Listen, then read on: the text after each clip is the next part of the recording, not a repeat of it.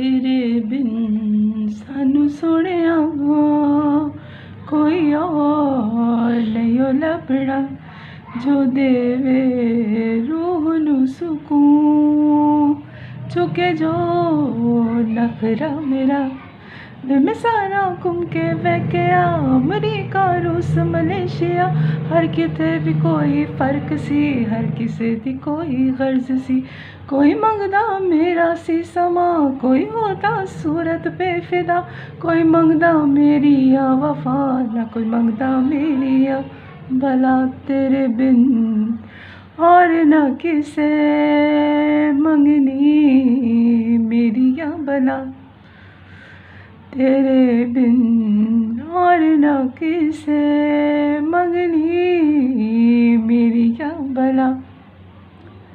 Hello everyone, this is A13 tarot और आज जो मैं रीडिंग करने जा रही हूँ उसका टॉपिक है कि आपको इनसे ही मोहब्बत क्यों हो गई और आप इनके बग़ैर क्यों नहीं रह पाते। मैंने शुरू में एक गाना गाया है, ये मुझे अभी थोड़े दिनों पहले मैंने सुना।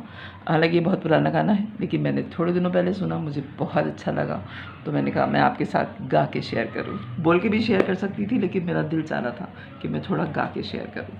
तो पता करने की कोशिश करते हैं कि आपको इनसे ही मोहब्बत क्यों हुई और आप इनके बगैर क्यों नहीं रह पाते। ये लव रीडिंग है, हर एक से रेजोनेट नहीं करेगी। बहुत कम लोगों को ऐसी मोहब्बत होती है कि उनके बगैर गुजारा नहीं होता। लोग भूल भी जाते हैं, लोग अलग भी हो जाते हैं, लेकिन मेरी दुआ है कि जो लोग आपस में मोहब्बत करते हैं और अनकंडीशनल लव करते हैं वो एक साथ ज़रूर हो जाए, उनका मिलाप हो जाए और उनको साथ रह के पता चले कि तुमने की थी मुझसे मोहब्बत तो अब भुगतो अब भुगतो मुझे। ठीक है, प्लीज़ डिवाइन गाइड कीजिए मुझे कि मेरे व्यूवर की नेचर कैसी है और फिर मैं देखूंगी कि आपको इनसे मोहब्बत क्यों हो गई। ओके ओके, मैं पहले कार्ड निकाल लूँ, बॉटम ऑफ द डेक। अच्छा जी, 6 of Swords, the Chariot, 5 of Pentacles, Strength, 4 of Wands, Judgment, Knight of Wands, Queen of Swords। Okay ji, ये रीडिंग तो बहुत ही ज़्यादा, मैं अक्सर ये कहती हूँ अपनी रीडिंग्स में कि मैं रीडिंग कुछ कर रही होती हूँ, कार्ड्स मुझे कुछ और मैसेज दे रहे होते हैं, लेकिन ये जिससे भी रेजोनेट करे, बहुत कम लोगों से करेगी लेकिन ये करेगी क्योंकि मैसेजेस आए ही टैरो में हैं तो किसी के लिए तो आए होंगे। और अगर आप इस रीडिंग पे आए हैं तो ज़रूर आपके लिए इसमें मैसेजेस होंगे। अच्छा जनाब, आपकी जो रीडिंग है उसमें सबसे पहले तो बात ये हुई है कि आप जो थे आपने एक फैमिली का सोचा था जिसके साथ आपने ज़िंदगी गुजारनी थी, हर तरह के मुश्किल हालात में भी उसके साथ रहना था और बुरे हालात में भी। आप छोड़ के जाने वाली पर्सनालिटी नहीं है, बड़ी स्पीड में आप अपनी ज़िंदगी गुजार रहे थे, धोखेबाज आप बिल्कुल भी नहीं हैं। आपको बहुत ज़्यादा जो है सच्चाई चाहिए अपनी ज़िंदगी में और आप लोगों के साथ बहुत फेयर डीलिंग करते हैं, बेतहाशा फेयर डीलिंग की आपने और आपने ऐसी शादी से अपनी ज़िंदगी स्टार्ट की।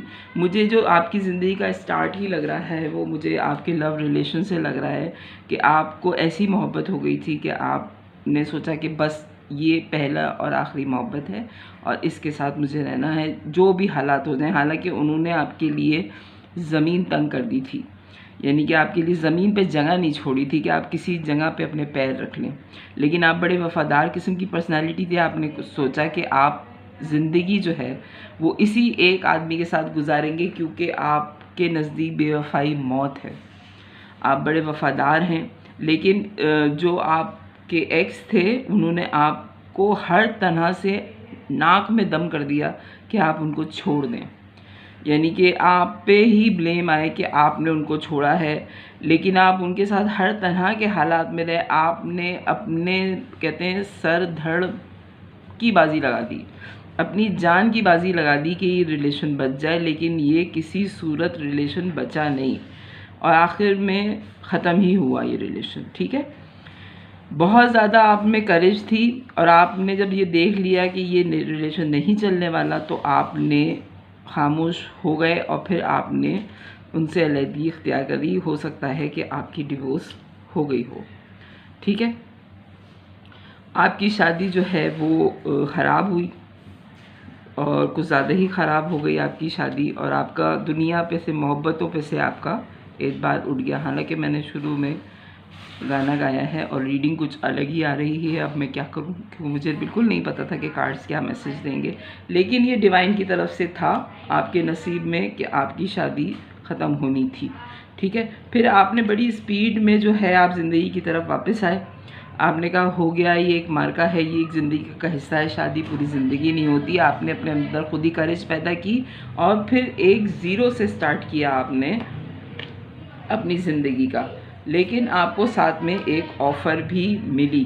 ठीक है, आपको अपनी ज़िंदगी का जब आपने ज़ीरो से स्टार्ट किया कि आपकी ज़िंदगी शादी ख़त्म हो गई है और आप जिस पर्सनैलिटी से दोबारा मिले वो भी यानी कि किसी रिलेशन में थे या वो मैरिड पर्सनैलिटी थे।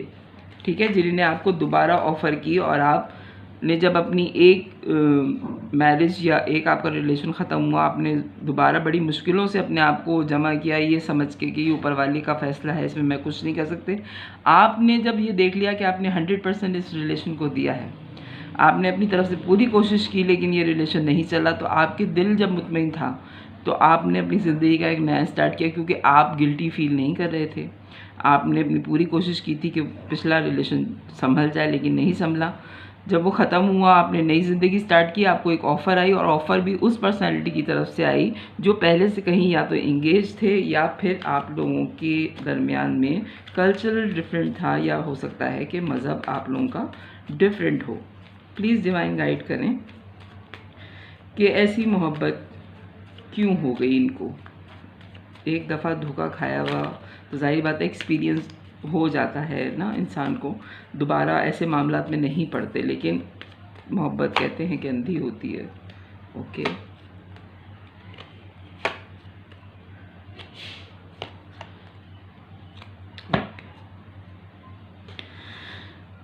हालांकि आप लोगों में मज़हब का फ़र्क था, हो सकता है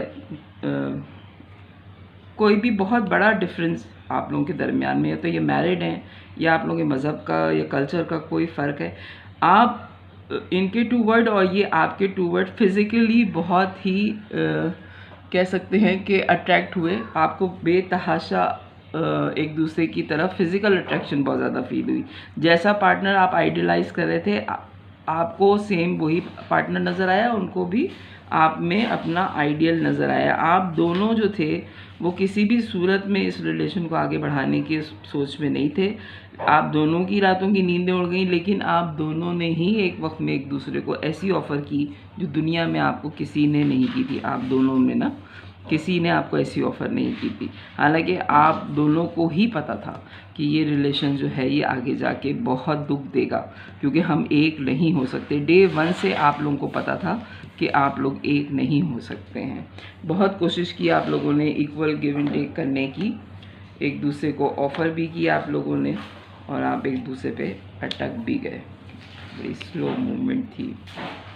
okay, 6 of pentacles, S of pentacles, the hangman, night of pentacles. बड़ी स्लो मूवमेंट की आप लोगों ने। फिर जब आप दोनों को समझ में आ गया कि ओह ये तो मोहब्बत जो है वो बढ़ती ही चली जा रही है, एक दूसरे के बगैर गुजारा नहीं हो रहा, और कहीं पे भी जो है वो हमारी समझ में नहीं आ रहा, अटक गए आप दोनों ना एक दूसरे के ऊपर।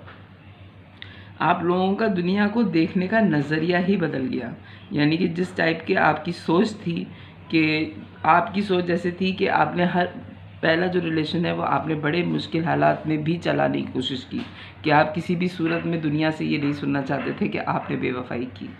आप उस टाइप की पर्सनैलिटी है। आपने एक बहुत बुरे शख्स के साथ जो फ्लर्ट भी था, जिसने आपको धोखा भी दिया, हो सकता है फाइनेंस की भी आपको प्रॉब्लम दी हो, उसने फाइनेंशियली भी आपको बहुत ही डिच किया है उसने, जो आपके एक्स रहे हैं।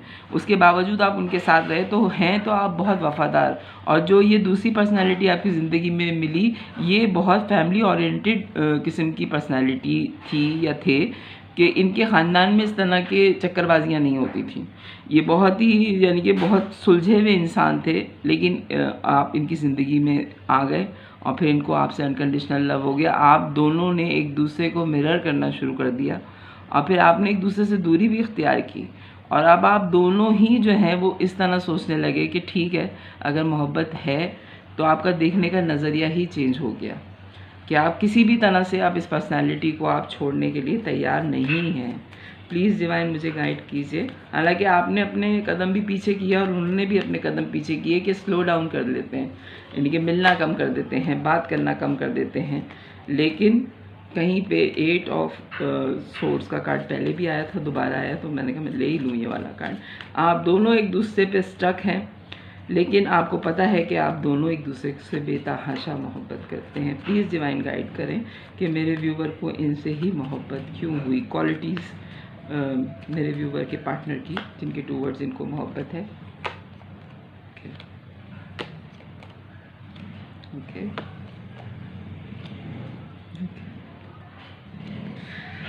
अच्छा जी, एक रिलेशन में जो क्या चाहिए होता है इंसान को, अगर मैं पूछूं आप लोगों से, एक रिलेशन में क्या चाहिए होता है? वो आपके काम में मदद करते हो, फाइनेंस उनका अच्छा हो, फाइनेंशियली उनकी स्टेबिलिटी हो, मोहब्बत करने वाली पर्सनालिटी हो और बैलेंस हो, आपसे बातचीत करे, हर चीज़ का मसला जो हल है वो आपसे डिस्कस किया जाए।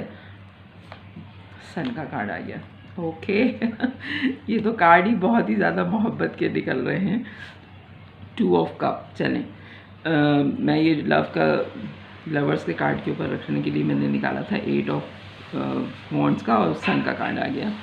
एक आदमी जो अपनी मोहब्बत में चाह रहा होता है ना, वो सिर्फ मोहब्बत में लोग ये चाह रहे होते हैं कि उनका ख्याल रखने वाला हो, उनकी हेल्प आउट करने वाला हो, उनकी परेशानियों में मदद करने वाला हो। मुझे कोई परेशानी हो तो सबसे पहले मैं उससे कहूँ कि मुझे ये परेशानी हो गई और मुझे इस परेशानी से निकाल ले। उसके फाइनेंस में उसको कोई प्रॉब्लम ना हो और मेरे फाइनेंस में मुझे कोई प्रॉब्लम ना हो। मेहनती हो, काम करने वाला इंसान हो, बेतहाशा मोहब्बत करने वाला हो और उसको बैलेंस करना आता हो। ये नहीं कि अगर रात में मुझे कोई काम पड़ गया है और मैं उससे कहूँ कि मुझे रात में कोई काम है तो मुझसे कहे तुम्हारा काम है तुम ही करो। नहीं, वो आपको बैलेंस करके चले कि ये काम सुबह भी हो सकता है और अगर रात में करना ज़रूरी है तो मैं हूँ साथ और मैं ये काम करवा दूँगा या मैं ये काम करवा दूँगी तुम्हारे साथ, ठीक है। बातें करें आपसे, अपने दिल की हर बात आपको पता हो और उनके दिल की हर बात आपको पता हो। सन की एनर्जी हो, कोई चीज़ भी ढकी छुपी नहीं है आपके रिलेशन में। एक एक चीज़ उन्होंने बताई हुई है, यहाँ तक कि मुझे बड़ी स्ट्रॉन्ग ये मैसेज आ रहा है कि अगर उनको वो किसी शादी में गई हैं या गए हैं, वहाँ उनको किसी की ड्रेसिंग पसंद आ गई है या वहाँ पे कोई उनको पसंद आ गया है या कोई मिल गया है उनको जिसने उनको ऑफ़र की है, फ्लर्ट करने की कोशिश की है, तो आप दोनों की बाउंड जो है एक दूसरे के इतना स्ट्रॉन्ग है कि आप फ़ोन करके वीडियो कॉल पे वो पर्सनैलिटी को दिखा भी देते हैं, उसको बता भी देते हैं और उस सामने वाले की सारी चीज़ें आप बता देते हैं कि आपके दिल में कोई खौफ नहीं है कि मैं अगर इसको बताऊंगा या बताऊंगी तो ये मुझे फ्लर्ट समझेगा, ये समझेगा कि मैं धोखा दे रही हूँ। किंग एंड क्वीन दोनों आ गए हैं वॉन्ड्स के। आप लोग एक दूसरे के काउंटर पार्ट हैं। लवर्स का कार्ड आया है, ट्विन फ्लेम जर्नी में हैं और इसीलिए ये पर्सनैलिटी आई है आपकी ज़िंदगी में और आपको जो इनसे मोहब्बत हुई है ये डिवाइन की तरफ से है। ये इसमें आपका कोई भी हाथ मुझे नज़र नहीं आ रहा कम से कम। प्लीज़ डिवाइन गाइड करें और क्या सोचते हैं मेरे व्यूवर के बारे में, उनके ये पार्टनर जिनसे अनकंडीशनल लव हो गया है। और ये 4 कार्ड खुद ही आ गए हैं। King of cup, the emperor, the moon, queen of cup और नाइट ऑफ कप। आपको इनसे ही मोहब्बत क्यों हो गई? दूसरी दफ़ा आया है किंग एंड क्वीन, ठीक है। क्वीन के नीचे कार्ड आ गया किंग ऑफ कप का और किंग के नीचे कार्ड आ गया है क्वीन ऑफ कप का। अनकंडीशनल लव करते हैं, ये बात आप दोनों को पता है। हो सकता है आपके पार्टनर जो हैं वो किसी बहुत अच्छी पोस्ट पे हैं, किसी कंपनी के CEO हो सकते हैं या कैरियर वाइज या एजुकेशन वाइज ये बड़े प्रोफेशनल कोई डिग्री है इनके पास। लेकिन आप दोनों के दरमियान में कोई एक चीज़ है जो छुपी हुई है अभी भी और आप दोनों ने इक्वल ही एक दूसरे को मोहब्बत ऑफ़र की है। यानी कि ये नहीं है कि आप उनको फ़ोन पे फ़ोन किए जा रहे हैं और उनका एक मैसेज आ गया, या वो आपको फ़ोन पे फ़ोन किए जा रहे हैं और आपकी तरफ से एक मैसेज आ गया। यहाँ पे मामला मुझे ये नज़र आ रहे हैं कि अगर उनकी तरफ से सिर्फ हेलो आ जाए तो आप उनको 1 घंटे की कॉल कर लेते हैं, और अगर आप उनको मैसेज करें तो फिर वो आपको 1 घंटे की कॉल कर लेते हैं। यानी कि आग दोनों तरफ बराबर लगी हुई है, ठीक है। इस टाइप की मोहब्बत है, लेकिन फिर भी आप लोगों ने कोई एक चीज़ छुपाई भी है। प्लीज़ डिवाइन गाइड करें कि मून का कार्ड यहाँ क्यों आया है, फिर मैं एम्परर का कार्ड भी क्लैरिफाई करूँगी। ओके, हीलर है, ओके, सन तो स्टार का कार्ड आया है, ओके। अच्छा जनाब, अक्सर हुआ ये है कि आपकी जो पिछली ज़िंदगी में आपके साथ प्रॉब्लम्स हुई हैं, ये पर्सनैलिटी जब आपकी ज़िंदगी में आई थी और इन्होंने कदम रखा था, तो ये आपको हील करने के लिए आए थे एज अ हमदर्दी, कि ये आपसे हमदर्दी कर रहे हैं कि इसके साथ इतना बुरा हुआ है, तो चलो मैं इसकी थोड़ी सी हेल्प आउट कर दूँ और इसको यकीन दिलाऊँ कि नहीं नहीं, दुनिया में अच्छे लोग भी मौजूद हैं। ये एज अ हीलर आपकी ज़िंदगी में आए थे, आपकी मदद करने के लिए आए थे कि आप इतने दुखी हैं तो कोई बात नहीं, मैं इसकी मदद कर दूँ। लेकिन ये जब आए आपकी ज़िंदगी में तो इनको पता चला कि आप तो खुद इतनी अच्छी पर्सनैलिटी हैं कि आपसे तो हर हाल में सबको मोहब्बत हो जाए। जो गया है उसने गलत किया है। अक्सर ये होता है कि जब किसी का रिलेशन ख़त्म होता है तो लोग दोनों को ब्लेम कर रहे होते हैं कि इसमें भी कोई ख़राबी होगी और उसमें भी कोई ख़राबी होगी, लेकिन आप में कोई ख़राबी नहीं थी। आपके एक्स ने आपको पूरी तरह आजमा के, नहीं कि आपने पूरी कोशिश कर ली थी उस रिलेशन को चलाने की, लेकिन नहीं चला, ठीक है। और ये समझ रहे थे कि आपकी भी थोड़ी बहुत गलती होगी, लेकिन जब आपसे ये मिले और आपसे इनकी बात हुई तब इनको पता चला कि आपका तो कोई कसूर था ही नहीं। और अब इनकी ये समझ में नहीं आ रहा कि ये जो सिर्फ हमदर्दी में आए थे आपके पास, ये आपको किस तरह से छोड़ें, क्योंकि इनको भी आपसे अनकंडीशनल मोहब्बत हो गई। प्लीज़ डिवाइन गाइड करें मुझे। और अब ये दुनिया से लड़ने मरने को तैयार हैं और सबको ये कह रहे होते हैं कि ये ऐसी नहीं है या ऐसा नहीं है, ये पर्सनैलिटी ऐसी नहीं है, इसके साथ गलत हो गया है।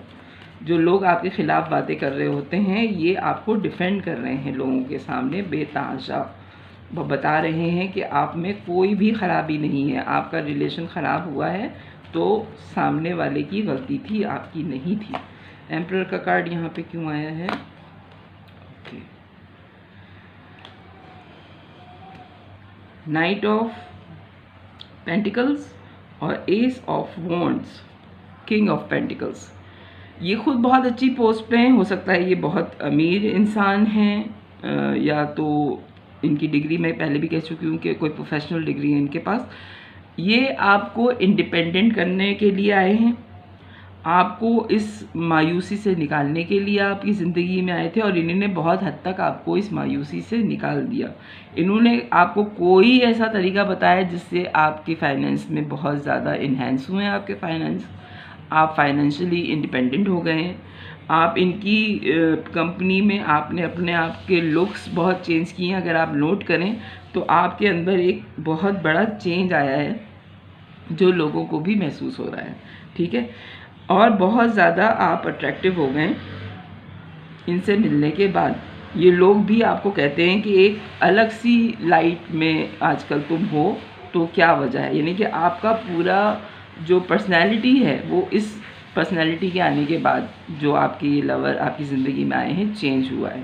और अब आप बहुत फाइनेंशियली तौर पे और मेंटली तौर पे आप जो हैं बहुत ज़्यादा ग्राउंडेड हैं। मनी वाइज आप बड़े स्ट्रांग हैं, भले आपके पास पैसे कम हो लेकिन आपकी ज़रूरत के हिसाब से वो पैसे ज़्यादा हैं, ठीक है। आपको एक ऐसी ग्राउंड इन्होंने दिया है जिस पे अब आप बहुत अच्छी ज़िंदगी गुजार सकते हैं, आपको चीज़ें मैनेज करने आ गई हैं। ये पर्सनैलिटी आपकी ज़िंदगी में क्यों आई? क्योंकि इनको आपको मोहब्बत पे यकीन वापस दिलाना था कि आप जितनी अच्छी पर्सनैलिटी हैं, अगर एक पर्सनैलिटी आपकी ज़िंदगी में गलत आई है तो उसकी वजह से आप दुनिया में मोहब्बत करना ना छोड़ें। और आपको इनसे मोहब्बत क्यों हुई? क्योंकि जब कोई इतना ख्याल रखे और इतनी आपकी केयर करे तो कोई पागल ही होगा जो मोहब्बत नहीं करेगा। सीधी सी बात है। प्लीज़ डिवाइन गाइड करें, सिर्फ एक कार्ड लूँगी मैं लव ऑरिकल से, कोई एक मैसेज इन दोनों के लिए। प्लीज़ डिवाइन गाइड करें मुझे, सिर्फ एक कार्ड। वेडिंग। इख्तिताम इसका जो है वो वेडिंग ही है।